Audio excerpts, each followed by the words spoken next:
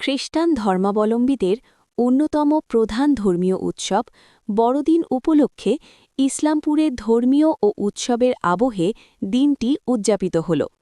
এই উপলক্ষে ইসলামপুর গির্জায় বিশেষ প্রার্থনা সভার আয়োজন করা হয়। সকাল থেকেই গির্জায় ভিড় লক্ষ্য করা যায়।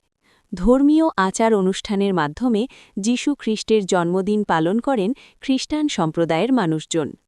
বিশেষ প্রার্থনা সভায় যীশু খ্রিস্টের শান্তি, ভালোবাসা ও মানবতার বাণী তুলে ধরা হয়।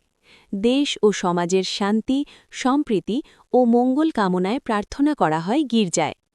অন্যদিকে বড়দিন উপলক্ষে ইসলামপুরের মিশন মাঠে বসেছে ঐতিহ্যবাহী বড়দিনের মেলা।